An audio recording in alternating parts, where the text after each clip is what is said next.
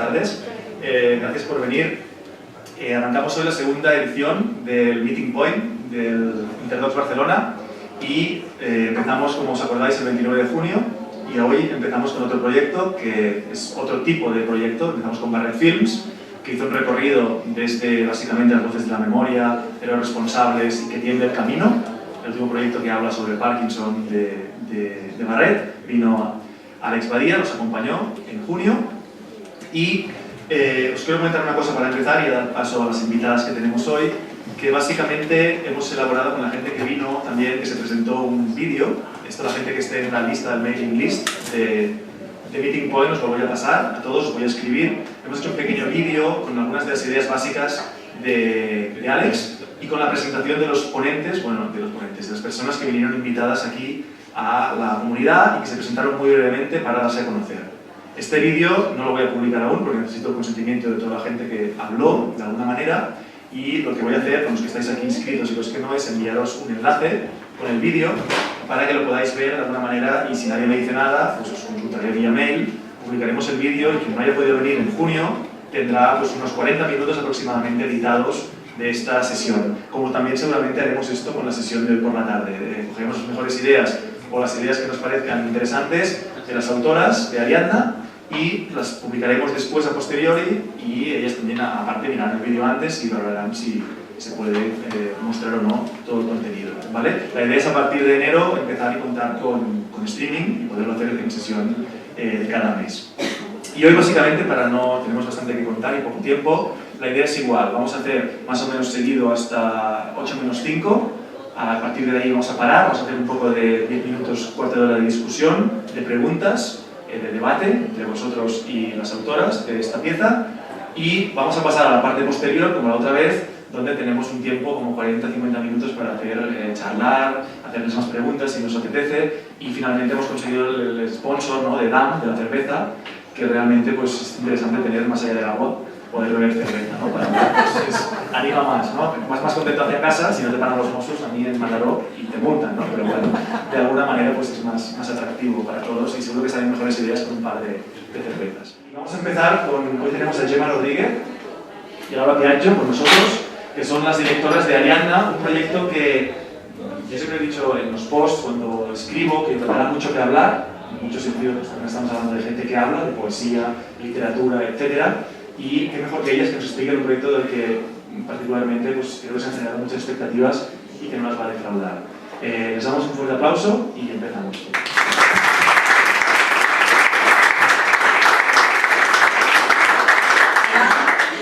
Bueno, buenas tardes. Yo me había preparado la presentación en catalán. Me comentaron algo, mejor hacerla en castellano. Simplemente que me perdonéis si digo alguna barbaridad. El PowerPoint lo hemos preparado en catalán, si no entendéis algo también os lo decís, no hay problema. Bueno, yo quería empezar explicándoos, soy Gemma Rodríguez, ella es Laura Piaggio. Yo quería empezar explicándoos los antecedentes del documental. A ver, digamos, el origen del documental es muy poco digital, es bastante analógico. A mí me llega un encargo para escribir una obra de teatro. El encargo me llega del Instituto del Teatro y el encargo tiene dos requisitos. El primero es que debe ser una obra de teatro que verse sobre el universo poético de este hombre, que es Salvador Espriu, que es uno de los escritores más importantes de la literatura catalana del siglo XX. Y eso, la razón es porque el momento en que me llega el encargo es el 2013, se está celebrando el año Espriu, conmemora los 100 años del nacimiento de Salvador Espriu. Y el segundo requisito es que la obra de teatro tiene que estar dirigida a estudiantes de instituto. Aquí aparecen, algunos de los elementos que luego van a acabar de dibujar lo que va a ser Ariadna, que es la idea de la literatura catalana, público adolescente y el entorno académico, de los institutos. Entonces, yo finalizo el encargo, entrego la obra de teatro y entonces me doy cuenta de que he generado una cantidad inmensa de papeleo y documentación, información que he ido recopilando en el proceso de investigación y de alguna manera tengo la necesidad de canalizar toda esa información, pero encontrar un formato nuevo que ya no puede ser el de la obra de teatro. Entonces, la idea que me interesó a mí de partida es, si os fijáis, Salvador Espriu nació en 1913, muere en 1985, es decir, si vamos siguiendo su obra y su producción literaria, básicamente vamos a recorrer todo lo que es la historia de este país del siglo XX. Es decir, Salvador Espriu pasa su infancia bajo la dictadura de Primo de Rivera, luego vivirá la proclamación de la Segunda República, la Guerra Civil, la dictadura, la restauración de la democracia, la vuelta, digamos, de las instituciones políticas y culturales catalanas. Entonces es interesante ver cómo simplemente siguiendo esa vida y esa obra uno puede seguir también la propia historia del país, ¿no? Y luego hay otro tema importante que es en la primera parte de su vida, digamos que es el contexto político y social el que influencia la obra y la personalidad y la obra del escritor, hasta el punto de que Salvador Espriu estaba llamado a ser el prosista, gran prosista de la literatura catalana del siglo XX y acaba siendo poeta. Y eso tiene mucho que ver con la guerra civil, con la censura, etc. Y en cambio, en la segunda parte de su vida, él se convierte en una especie de líder intelectual, con lo cual él participa activamente de la sociedad que lo rodea y de alguna manera también influye en esa sociedad. Con lo cual yo lo que quería trabajar era las dos líneas que convergen, que es la narración de nuestra propia historia y la narración de lo que es la historia de la literatura catalana durante ese periodo, y ver de qué manera se alimentan la una y la otra. Mientras yo hago esta reflexión, como soy muy lenta, pasa algo, que es que se acaba el año Espriu, ya estamos en el 2014, y entonces me doy cuenta enseguida de que es contraproducente ir a cualquier parte explicando un proyecto que tiene como protagonista Salvador Espriu. Entre otras cosas porque este tipo de celebraciones, de centenarios, es verdad que recuperan la figura de un personaje, pero también de alguna manera certifican su defunción, al menos durante los próximos 100 años, ¿no? Entonces es cuando decido que en lugar de hablar de Salvador Espriu, vamos a hablar de todos los autores y autoras que han protagonizado esa historia de la literatura catalana del siglo XX. Digamos, literatura catalana, historia, público adolescente. Claro, cuando me planteo que hay que llegar a un público adolescente, me pregunto ¿dónde está ese público adolescente? Los adolescentes sobre todo pasan el tiempo en internet, es decir, en un entorno digital o en las aulas de los institutos. Con lo cual la manera de llegar a ellos tiene que ser escoger un formato digital y por otro lado intentar que esa herramienta se utilice en los institutos, que es donde ellos están, les guste o no. Y bueno, ahora Laura, yo creo que eso explicará mejor el por qué escogemos finalmente el formato del documental interactivo. Laura Piaggio, soy cofundadora y productora y a veces autora dentro de nuestra microempresa productora Piaggio de Matei, y nosotros venimos de la producción digital, éramos una agencia de producción de digital interactivo y desde hace unos años empezamos a trabajar con proyectos audiovisuales, llegamos al audiovisual desde el interactivo y ahora nos dedicamos esencialmente al desarrollo de proyectos transmedia. ¿Y por qué lo digo? Porque, digamos, este es un poco nuestro background y es el por qué nos encontramos con Gemma con este proyecto, ¿no? Y entonces, una vez dado esta primera génesis del proyecto, sí que me interesa hacer un alto en una de las características, digamos, yo creo de toda la producción de cualquier proyecto y el desarrollo de cualquier proyecto, pero que en el caso de los proyectos digitales en particular, digamos, transmedia, pero en grande, pero incluso en pequeño, en proyectos de formatos digitales, y es que se dan este proceso iterativo durante el desarrollo, obviamente, incluso la preproducción, y a veces los puntos están porque incluso y más allá, ¿no? O sea, siempre hay que tener un plan B. Y este proceso iterativo tiene que ver con la definición de al menos estos 6 elementos que conforman, digamos, el proyecto que estamos trabajando, es decir, cuál es la historia que estamos contando, cuál es el público al que nos dirigimos, cuál es la experiencia de usuario que queremos generar, que queremos proponer en el proyecto, cuál es el formato que decidimos que es el mejor para generar esa experiencia, para llegar a ese público y para contar esa historia, cuáles son los recursos de financiación con los que contamos para producir todo eso y cuál es nuestra experiencia, nuestros recursos humanos, nuestra situación para la ejecución, el timeline, digamos, etcétera, para la ejecución. Y la constante redefinición de cada uno de los elementos implica una revisión y un reajuste en todos los demás. Es decir, uno puede tener una historia que quiere contar, en el momento en que define cuál es el público, pues esa historia se reajusta o se reescribe específicamente para ese público, se redefine el formato, se redefine la experiencia que pueda ser atractiva para ese público, etcétera, etcétera. Una vez que buscamos financiación, dependiendo de lo que encontramos o lo que dejamos de encontrar, pues reajustamos el formato, reajustamos la forma de narrar esa historia, reajustamos la experiencia, etcétera, etcétera. Y este es un proceso que dura todo el tiempo prácticamente, ¿no? Pero para mí es una de las características fundamentales que como productora voy entendiendo que es la tarea en los proyectos digitales, ¿no? Es como una forma de entender el proceso de producción, para mí. Las primeras decisiones que tenía Gemma cuando planteó el proyecto, empezamos a trabajar en el desarrollo, empezamos a tomar decisiones y ajustar situaciones, y la primera fue, digamos, una de las primeras decisiones fue decidir por qué el formato de documental interactivo.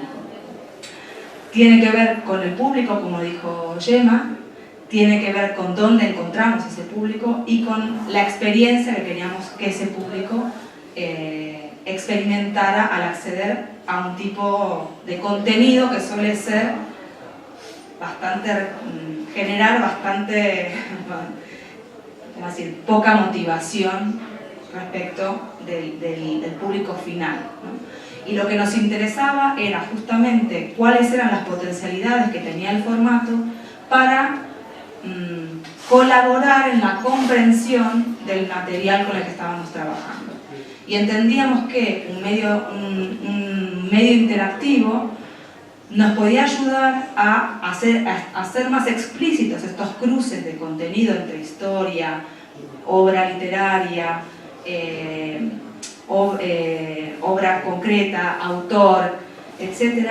Y por otro lado, también para hacer más explícito la delimitación del campo en el que estamos trabajando. La posibilidad de tener un formato online nos permitía desdibujar la frontera del proyecto. No necesariamente hacer un proyecto cerrado con principio y final, sino un proyecto donde contar una historia, pero esa historia constantemente propusiera puertas de entrada y puertas de salida. Es decir, cuando nosotros proponemos enlaces relacionados o otras formas de leer o de ver una poesía, por ejemplo, transformada en canción, que bueno, ya vamos a ver,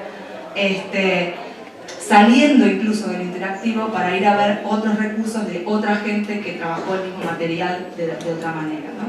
Y entonces también era una forma de entender los contenidos, que ya trascienden una obra cerrada. Y por otro lado, otra de las razones muy importante era el recurso audiovisual. Entendíamos que para ese target podía resultar mucho más atractivo contar o motivar a entender una materia o un contenido que podía ser como cierta, digamos, académico, pero a través de la motivación o del primer interés que puede despertar una composición, digamos, una determinada música, un determinado lenguaje audiovisual, unos determinados imágenes, fragmentos de vídeo, etc. Y que ese también podía ser una herramienta poderosa que nos podía ayudar a contar el contenido. La primera definición o ajuste era el tema del target, esto que ya definió Gemma. Lo que nos dimos cuenta es que teníamos un target, digamos, lo vamos a profundizar porque tuvo mucho que ver con las definiciones del lenguaje y de la forma final del proyecto. Teníamos un target primario, que podíamos decir que era el alumnado de bachillerato o de instituto, pero que cuando analizamos un poquito más, no es el target primario, sino que en realidad es el target secundario. Es decir, es quien va a ver o a quien queremos que vea el interactivo y quien en alguna medida lo disfrute o lo comprenda, pero a quienes teníamos que llegar era a los profesores, ¿no? A los prescriptores, a los que podían recomendar o pedir que el proyecto se viera.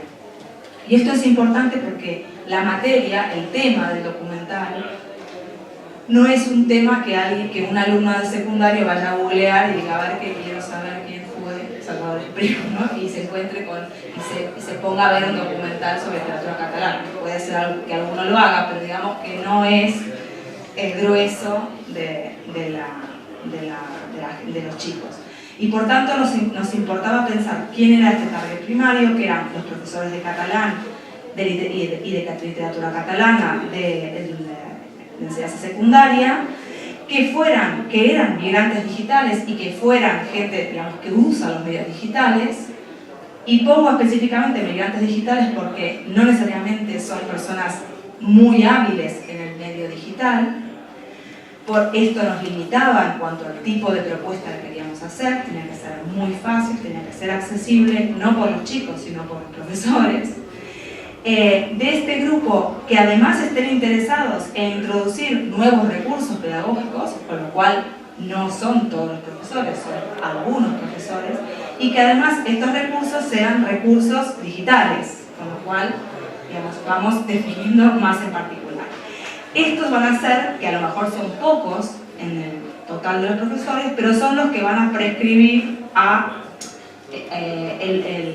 el bachiller, digamos, el proyecto a sus estudiantes. Y después encontramos un target que podemos decir terciario o residual, que no preveíamos, que eran otros estudiantes interesados en el tema, porque que nos encontramos a posteriori. O sea, el nivel que conseguimos en la investigación y en algunas de las entrevistas nos permitió recibir un feedback de que de pronto el documental podía acceder a un público incluso de otros niveles de la enseñanza. Bueno, en el momento que nos planteamos la búsqueda de cuáles iban a ser nuestros socios y nuestros colaboradores, bueno, partimos de una premisa que es: Arianna no es un negocio, es decir, el objetivo de Arianna no puede ser hacer dinero, porque entonces ya hubiésemos fracasado incluso antes de empezar.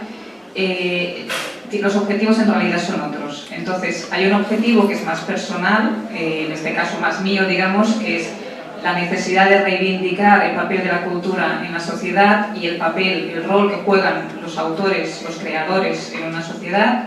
Y luego hay otro objetivo más general, que es el de la construcción de audiencias. Es decir, a través de un documental de este tipo y además introduciéndonos en el mundo educativo, intentar conseguir que unos y otros se habitúen a utilizar este tipo de herramientas, ¿no? Y se habitúen a trabajar en un entorno digital. Partiendo, por tanto, de esta premisa, nos preguntamos qué necesidades teníamos de esos, que buscábamos en esos partners, en esos socios, ¿no?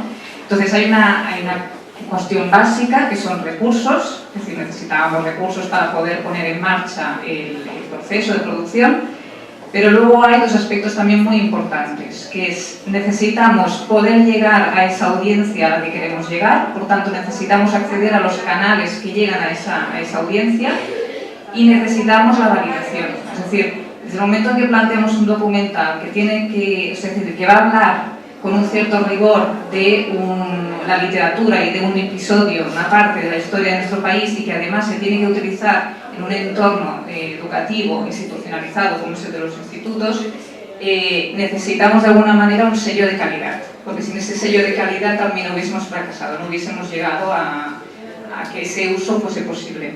El interactivo, por su propia naturaleza, no tiene abierta ninguna línea de subvención pública. Es decir, en el caso, si tú lo planteas como un documental, al no ser un documental que se va a ver en pantalla de televisión y de cine, no podíamos acceder a ninguna ayuda. En un momento en el que parecía que todas las puertas se cerraban, tuvimos la suerte de que la Institución de las Letras Catalanas, su directora Laura Borràs, decidió recuperar una línea de ayudas que, si os interesa, sigue existiendo, es decir, se está convocando anualmente, que ya existía antes, que era una línea de ayudas a recursos digitales, pero que antes básicamente se dedicaban a creación y renovación de páginas web. Entonces ella quiere dar un paso adelante y decir: nuestras ayudas tienen que ir a la creación de herramientas digitales tipo aplicaciones para móvil, tipo revistas digitales o tipo documentales interactivos. Entonces nos presentamos a esa ayuda, el proyecto fue muy bien valorado y recibimos, para lo que era la ayuda, bastante dinero. En segundo lugar, nos fuimos a la Sociedad General de Autores y Editores. ¿Por qué? Porque nosotros compartíamos un objetivo, que es la reivindicación del papel de los autores en sociedad, efectivamente la SGAE digamos, le parece un proyecto muy interesante y desde su Consejo Territorial en Cataluña apoyó el proyecto. Y finalmente, los últimos en entrar ya fueron la Corporación Catalana de Medios y de Mitjans Audiovisuals, que entonces su aportación fue participando, haciéndose cargo de la parte de la producción del documental, es decir, una participación en servicios, ¿no? Digamos que de alguna manera los tres socios también nos daban ese plus que necesitábamos de audiencia y de sello de calidad.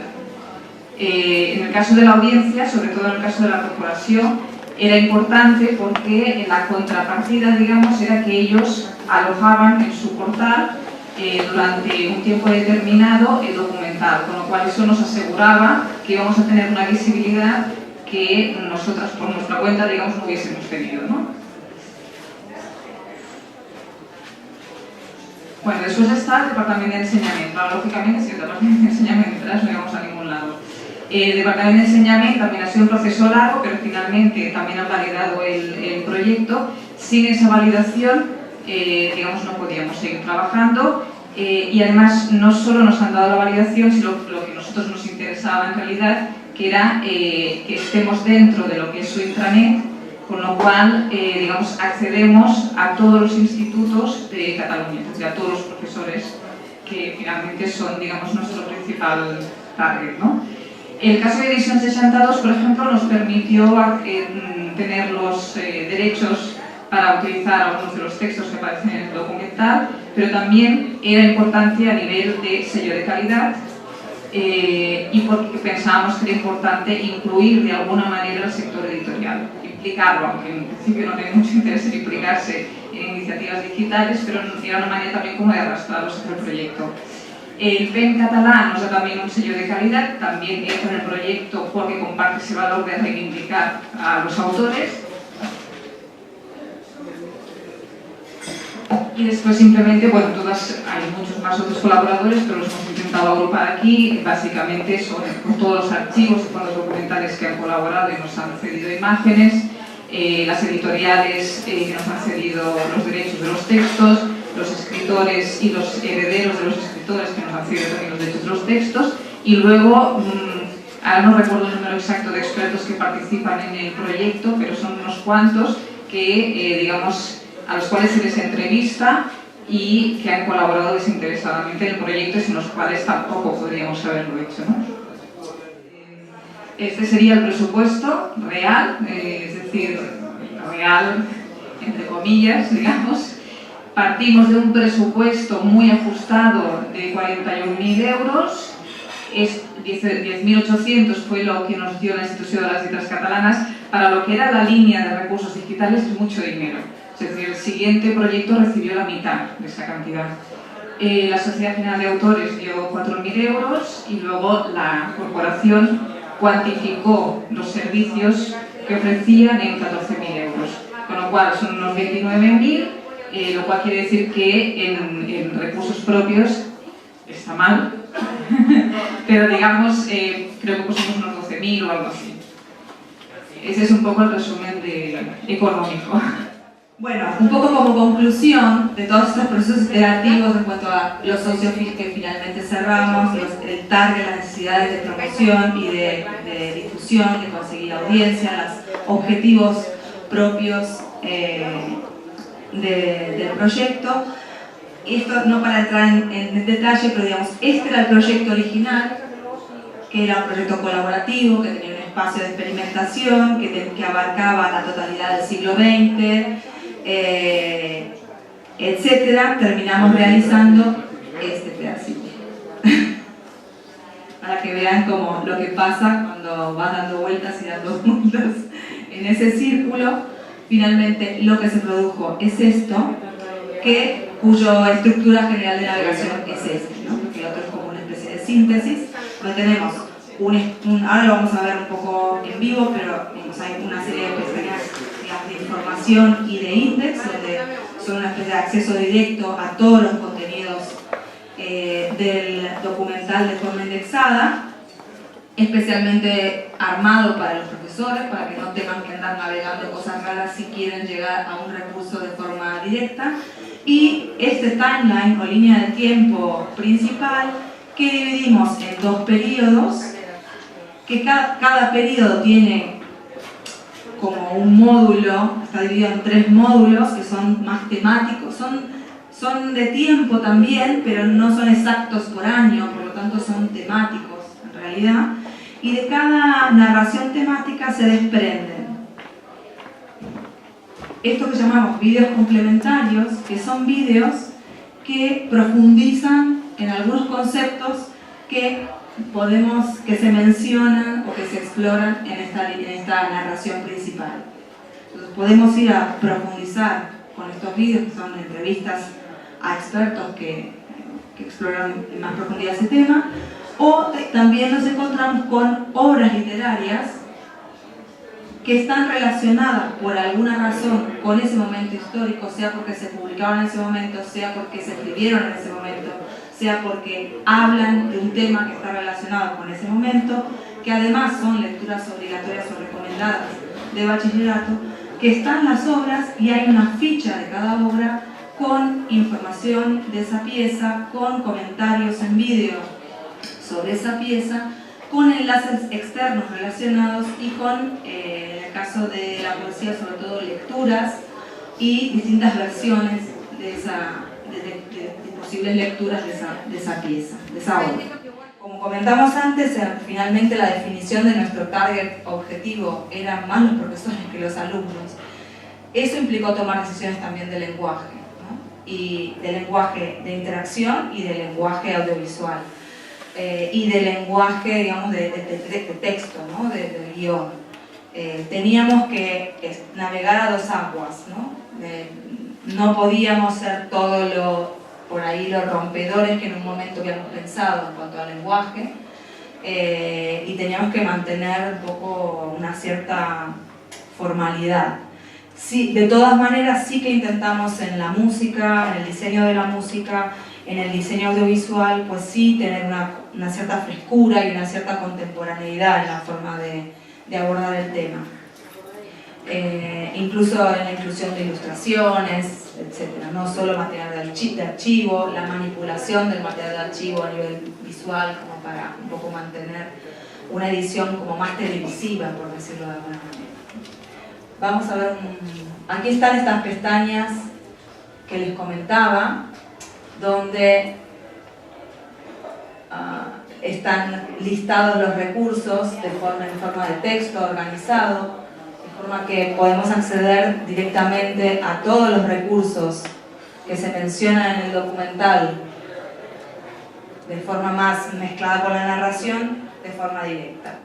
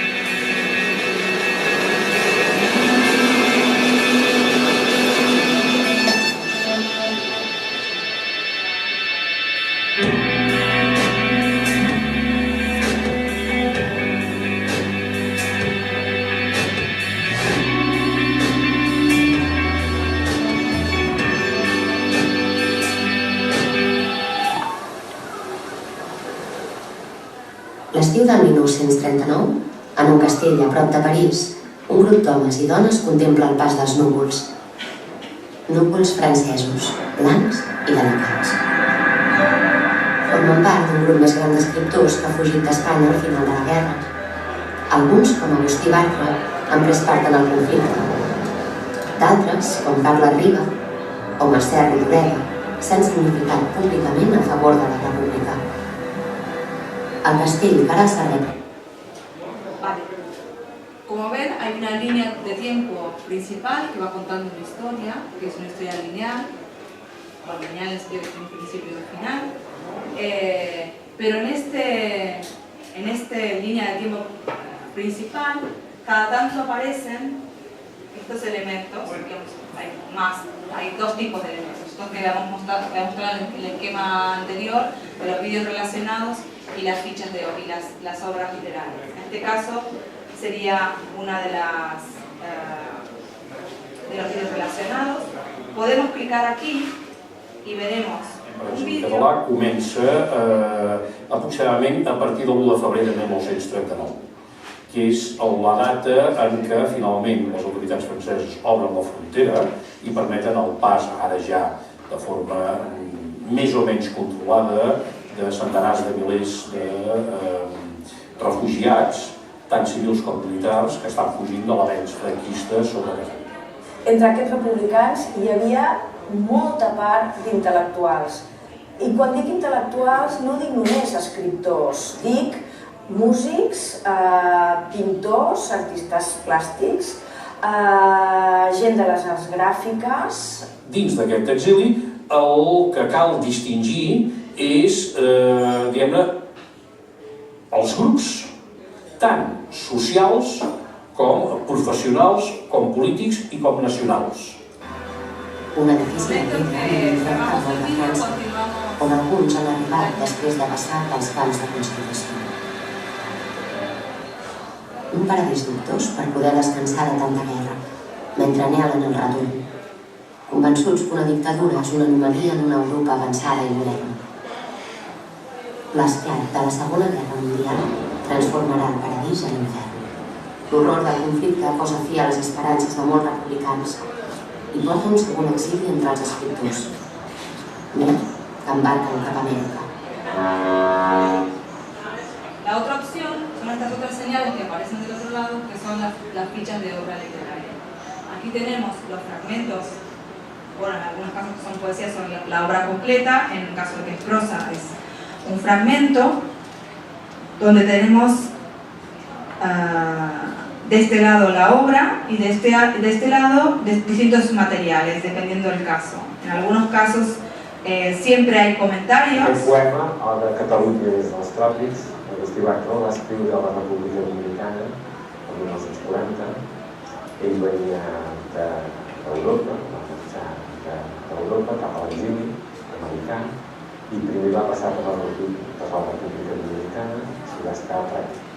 A veces tenemos comentarios en forma solo de audio y recomendamos otros recursos que son recursos externos, que no están dentro del documental, sino que están en la web, donde hay diferentes tipos de recursos. A veces son la misma poesía transformada en música y hecha por un grupo, otras veces es una web donde se profundiza el estudio de ese autor, otras veces son documentos gráficos o documentales que profundizan en ese tema en particular o en esa obra, etc.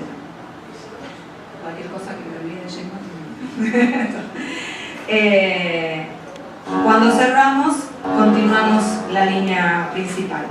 Els que es queden a Europa reviuran els horrors de la... Este sería como una forma de ver el documental. De un tema que está relacionado con ese momento, que además son lecturas obligatorias o recomendadas de bachillerato, que están las obras y hay una ficha de cada obra con información de esa pieza, con comentarios en vídeo sobre esa pieza, con enlaces externos relacionados y con, en el caso de la poesía, sobre todo lecturas y distintas versiones de posibles lecturas de esa pieza, de esa obra.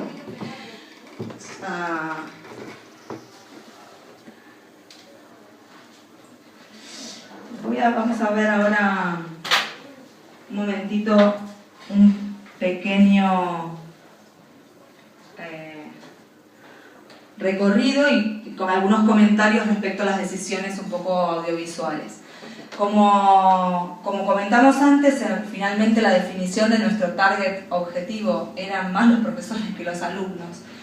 Eso implicó tomar decisiones también de lenguaje, ¿no? Y de lenguaje de interacción y de lenguaje audiovisual. Y de lenguaje, digamos, de texto, ¿no? De guión.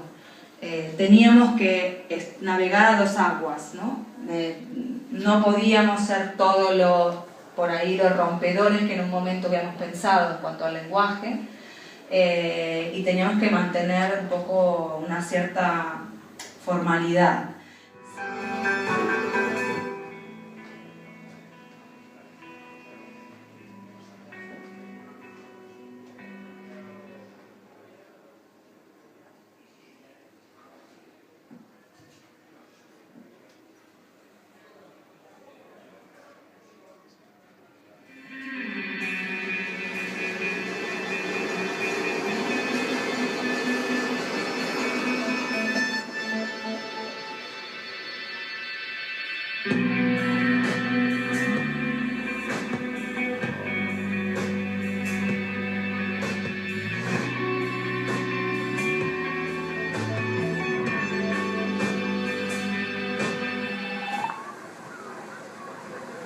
Nosotras, que era que habíamos aprendido durante todo este proceso que os pueda ser útil si estáis metidos en algo parecido o tenéis en mente hacerlo.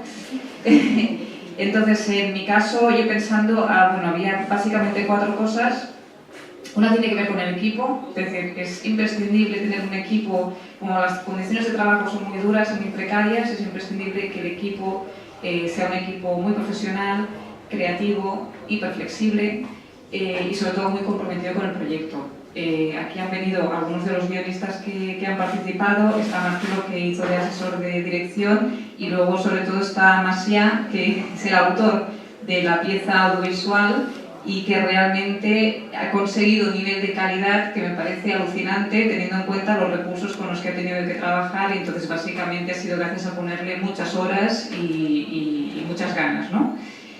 Otro tema que es importante, en un caso como este, en el que necesitábamos mucho archivo, es tener en cuenta la cantidad de horas que hay que dedicarle a la búsqueda de todas esas fotografías que aparecen en el documental, que están desperdigadas por fondos y archivos documentales del país, que además cada uno es hijo de su padre y de su madre, que en general hacen muy buen trabajo, pero claro, hay que ser capaz de encontrar esos documentos.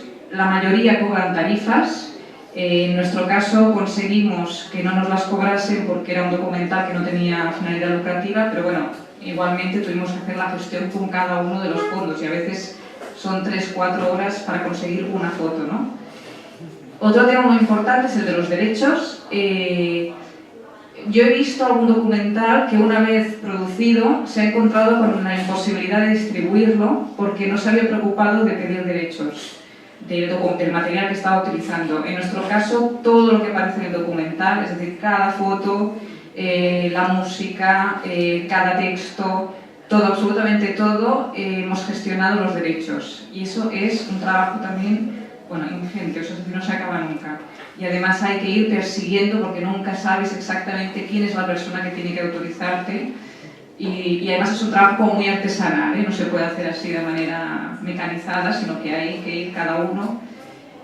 Y luego el último es el de la validación, lo que os comentaba de que era muy importante recibir el sello de calidad y que eso, comentaba Laura, que en un momento dado nos provocaba un dilema, porque si nos queríamos acercar al público adolescente teníamos que ser mucho más rompedoras, pero entonces nos alejábamos de ese sello de calidad o a lo mejor del profesorado. Creo que nos hemos acercado mucho más, lógicamente, al profesorado que al adolescente. Al adolescente le va a costar más, digamos, digerir el documental, pero visto lo visto creo que era necesario, porque luego, cuando hemos visto el proceso de validación que teníamos que pasar para que el Departamento de Enseñamiento nos incluyese, es muy riguroso. Y luego, por otro lado, por ejemplo, pues simplemente el hecho de que TV3, para que pueda incluir ese documental en su portal, también tiene que cumplir unos parámetros de calidad que pasan, por ejemplo, por la revisión de los textos. Entonces, ese tipo de cosas, bueno, hay que ponerlas en una balanza. Entonces, depende de lo que quieras conseguir, de cuál sea la prioridad, pues hay que hacer algunos sacrificios, ¿no? Pero yo creo que en ese sentido la elección fue positiva.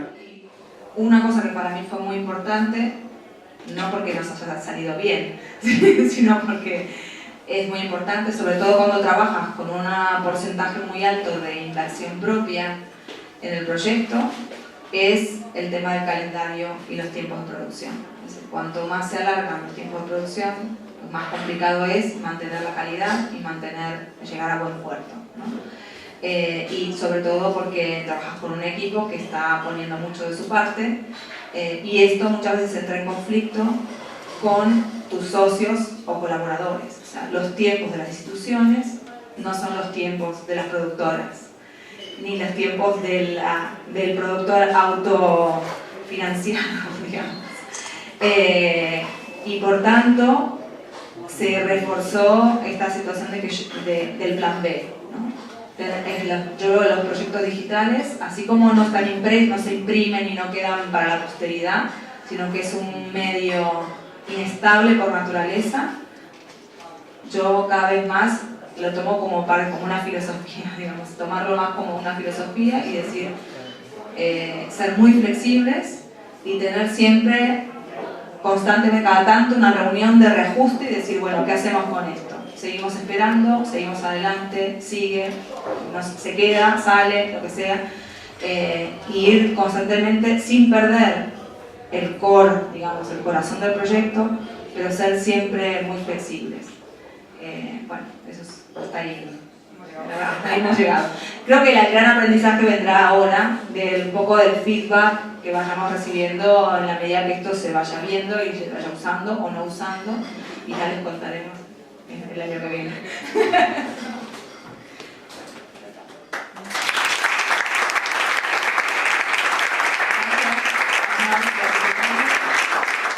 Primero de todo, felicitaros porque creo que como material didáctico me parece muy bueno, vaya.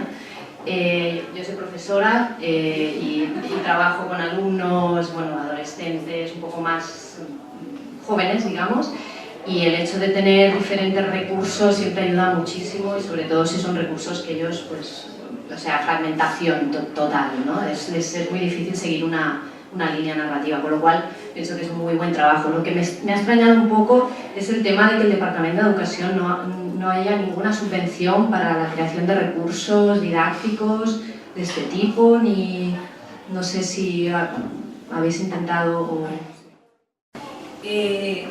Podría ser que hubiese, y el problema es que no lo hayamos encontrado. Es decir, en su momento yo hablé con el Departamento de Enseñamiento y me dejaron muy claro qué apoyo tendríamos todo el del mundo una vez hubiesen validado el proyecto, pero que ayuda económica ninguna. Entonces no sé si puede ser que exista, pero en todo caso no nos lo ofrecieron. Vale, yo lo digo porque, claro, creo que supongo que os hubiese ayudado mucho el hecho de que, de hecho, es un material didáctico, ¿no? Que ellos los han conseguido, digamos, la audiencia de alguna manera, ¿no? Porque esta es la base, pero bueno, que es una lástima en ese sentido, ¿no? Un poco eso. Y ya está. Igual yo solo quiero destacar que lo que dijo Gemma, ¿no? Que muchas veces uno busca el apoyo de algunos socios, no tan, o sea, obviamente si hay una línea de digamos, apoyo financiero sería mejor, pero los proyectos digitales, no sé, ¿sí funciona? Los proyectos digitales hay una cosa muy importante y que siempre quedan fuera de las líneas de cualquier tipo de apoyo, porque de alguna forma las líneas de apoyo son como hijos del audiovisual tradicional. Y es que los proyectos digitales tienen vida después de nacer, digamos, en el sentido de permanecen permanecer online y permanecer funcionando y permanecer con audiencia lleva tiempo y lleva dinero. Por lo tanto, la financiación no acaba cuando acaba la postproducción, sino que sigue. Y eso tiene un costo que obviamente es menor que el costo de producción, pero tiene un costo. y por tanto un socio que te pueda ayudar en la promoción, lo que sería el marketing en un producto comercial, pero en este caso sería la difusión y el tráfico, el uso y el mantenimiento, es decir, que esto siga funcionando, es también un apoyo financiero, si quieres, a la larga. Y luego también otra pregunta que se me había olvidado de... ¿os planteasteis en algún momento que ellos crearan algún contenido que se pudiera integrar? Sí, era toda la parte que eliminamos. Vale. ¿Y podrías explicar un poco cuál era la idea? Por ahí, si tú quieres. Bueno, a ver, la idea la planteamos, no la llegamos a desarrollar nunca porque vimos que caía por su propio peso, que no vamos a poder desarrollarla.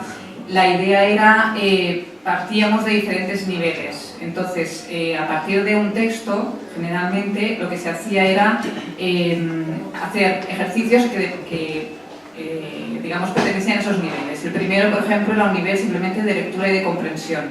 Y entonces planteábamos un ejercicio de lectura del texto en el que creo recordar, porque estoy hablando de hace meses, creo recordar que había palabras que se subrayaban, entonces se pedía que buscasen el significado de esas palabras o que argumentasen el por qué se utilizaban esas palabras en ese contexto. Luego había un segundo nivel que tenía más que ver ya con los recursos, es decir, buscar metáforas en el texto, ese tipo de cosas. Luego había otro nivel en el que ya entrabas en adaptación, entonces era, por ejemplo, adaptar un poema a convertirlo en un diálogo o convertirlo en un texto de prosa. Y luego había finalmente un último nivel que era el de creación, en el que directamente se les proponía un ejercicio creativo, es decir, eran ellos los que a partir de un texto tenían que llevar a cabo su propia creación, a partir de vídeos que pudiesen grabar, a partir de bandas sonoras que ellos incorporasen, de su propia lectura del texto. En el caso, por ejemplo, de las obras de teatro, incluso se les proponía que planteasen su propia puesta en escena, es decir, o cómo sería la escenografía de esa obra de teatro. Pero ya te digo, no lo llegamos a desarrollar porque vimos que era la parte que necesitaba mayor financiación y que no era imposible llevarla a cabo. Lo que no quiere decir que hayamos renunciado a ello, sino que si efectivamente el recurso es útil, intentaremos conseguir financiación para realmente hacer lo que queríamos hacer. Nosotros nunca quisimos hacer esto. Lo que nos interesaba de todo esto era la otra parte. O sea, lo que yo quería era sobre todo que los alumnos toqueteasen los textos, los destrozasen, los troceasen. Eso es lo que andábamos buscando. No tanto esto que es más informativo, digamos, ¿no? Más que nada era como dos espacios paralelos. Era el espacio de conocer y el espacio de crear. Y obviamente que lo más divertido es la parte de crear, pero... Sí. No, por eso lo preguntaba, porque creo que también es un buen recurso, ¿no? En eso de que puedan interactuar realmente, ¿no? No, fundamental. Lo que pasa es que obviamente el costo de desarrollo se disparaba y el costo de mantenimiento y administración también. Y por tanto, no es solo tener un hosting que funcione y tener una cierta promoción que hace que siga llegando gente, sino que había que mantener había que administrar los contenidos que los chicos mandaran, había que gestionar toda una parte de feedback al profesor, porque claro, en la medida que sus alumnos participaran, el profesor pudiera, no evaluar, pero seguir las acciones de sus alumnos dentro de ese espacio virtual y por tanto poder incorporarlo a un trabajo de aula, porque si no era un caos también, ¿no? Entonces todo ese trabajo implicaba un back office de gestión que bueno, multiplicaba por el presupuesto cuantas veces. Me gusta mucho el tratamiento visual que habéis hecho mezclando fotografías, animación y grabación. No sé, creo que está muy bien. Es que muchos interactivos a veces son un poco ásperos, ¿no? Y la verdad es que apunta bien. Luego, ¿cuál ha sido el tiempo de producción? Una vez teníais las fotografías o teníais el material, el tiempo para poder terminarlo. Es que no controlo mucho los tiempos de este tipo de documentales. Y ya está operativo, o sea, ya se puede entrar en el portal. Vale, gracias. Bueno, los tiempos, es lo que decía, fue un poco espasmódico, en el sentido de que al principio teníamos una agenda de producción muy planificada, pero después nos encontramos con retrasos no planificados que tenían que ver un poco con esto del tema de, por un lado, el tema de la gestión de derechos de todo el material. Había que trabajar mucho con material temporal a espera de tener el derecho y capaz que sacarlo, reemplazarlo, entonces siempre había que estar como teniendo versiones. Y después también los tiempos burocráticos de las administraciones, ¿no? Y entonces eso a veces nos demoró más. En realidad estuvimos estuvimos entre noviembre y abril. Yo creo que fue, sí, más o menos ese periodo de tiempo. Lo que pasa es que no podría decir que todo ese tiempo se estuvo produciendo, digamos, hubo como baches en el tiempo. El tiempo de maquetación interactiva, por decir, la parte de desarrollo, es relativamente sencillo, es HTML5. Dimos prioridad a los formatos de tablet y de sobremesa. Por ejemplo, si lo intenta ver con un móvil, no está pensado para un móvil, pero tampoco creemos que sea un producto para ser consumido en un móvil, sí para una tablet, por eso sí que intentamos que sea multiplataforma y HTML5. El tiempo de desarrollo habrán sido unos 4 meses larguitos, ¿no? Y después, bueno, todo un tema de ajustes y correcciones que más ahí de flecos, pero bueno, eso tiene que ver un poco más. Podría haber sido menos, pero digamos que bueno, si lo vas solapando con otras cosas y qué sé yo, que al final fue medio así. Pero sí calculo unos 4 meses de construcción de la parte interactiva. No estoy hablando de la parte audiovisual, ¿no? Que ahí por ahí no sé, tienen más grabado lo que les llamo, pero bueno, la producción de vídeo es más como un vídeo. Cualquier producción de 20 minutos de vídeo más cuántos minutos de entrevista, unos cuantos minutos, 3 horas de entrevista. O sea, el tema de las entrevistas fue en realidad lo más sencillo porque fue contactar a los expertos y todos en general aceptaron y las condensamos, ¿no? Esto lo hicimos con el cámara de TV3 y con Masia y las condensamos en 2 días, creo. 2 o 3 días no las pulimos todas, ¿no? Pero fueron entrevistas muy largas, o sea que luego tuvo un proceso de edición después. Y entonces el problema es que Masia, cuando tuvo que hacer el documento, digamos, la narración audiovisual principal, claro, él recibía el guión, íbamos como por partes, él recibía el guión, en el momento en que tenía el guión, Marcelo, digamos, diseñaba lo que iban a ser la parte de ilustración. Entonces sabíamos que con eso contábamos para tapar, digamos, para tener imágenes, pero luego a partir de allí hacía falta toda la imagen que en nuestro caso era sobre todo de archivo. Entonces la gestión de esas imágenes, es decir, Masia hasta el último momento no sabía qué tenía y qué no tenía. O a lo mejor Masia utilizaba algo y yo decía, Masia, no puedes utilizar porque no tenemos derechos, ¿no? Y luego Masia tenía que ir es decir, luego había una tercera parte del material que era el material que generaba él, es decir, que él se cogía la cámara y se iba a grabar lo que él consideraba que, digamos, podía ilustrar mejor es decir, en ese sentido yo creo que ha habido mucha generosidad por parte de todo el equipo, ¿no? Si le sacamos toda la parte interactiva, el documental funciona a nivel lineal. Entiendo que se entiende y que tiene una narrativa y una lógica, pero pregunto, ¿se puede el documental, si fuera sin narratividad, pasar por televisión, vender derechos o producción? ¿O no está pensado así? ¿Está pensado un pack global? Pregunto, no está pensado para ello. No está pensado para ello. Yo creo que quedaría una cosa un poco light.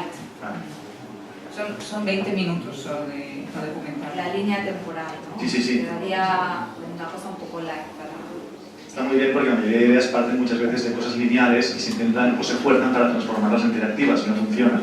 Me gusta mucho traer proyectos también que partan ya de una idea interactiva, ¿no? Que se comunique de entrada, no que se tenga que forzar el documental, que muchas veces no nuestra idea a nivel narrativo fue que esta línea temporal principal fuera un motivador, digamos. Por eso también tiene un lenguaje un poco más poético y utiliza otro tipo de imágenes. Y hay imágenes de archivo, pero está esta narradora, esta Ariadna que cuenta la historia y tal. Y más que nada, la idea es como que sea una cosa muy breve, que esta parte está dividida como en bloques más breves todavía, que sea como un disparador de que te interese, te dé curiosidad y piques para saber más sobre eso y que sí que te ha contado de una forma más seria, ¿no? Bueno, y luego además hay que tener en cuenta que es decir, no es un documental, en el sentido de que está muy claro que está orientado a ser una herramienta pedagógica, es decir, a ser una herramienta de apoyo en las clases, ¿no? Pero es precisamente este componente narrativo lo que le da digamos, la alegría y lo diferencia del resto, ¿no? De los hipertextos aburridísimos, pues le da una línea, ¿no? Y me puedo enganchar, eso para mí es lo atractivo que os diferencia del resto, ¿no? Vamos a acabar con alguna última pregunta, comentario, porque me están comunicando por aquí que las cervezas están calientes ya, o sea que vamos a tener que seguir la discusión a nivel más íntimo con ellas en la parte de detrás, en la parte B. ¿Hay alguna pregunta más? ¿O lo dejamos estar por hoy ya y intentamos cogerlas ahí más en el nivel íntimo para propuestas y cosas válidas? ¿Sí? Damos por acabado, damos un fuerte aplauso y nos vemos ahí.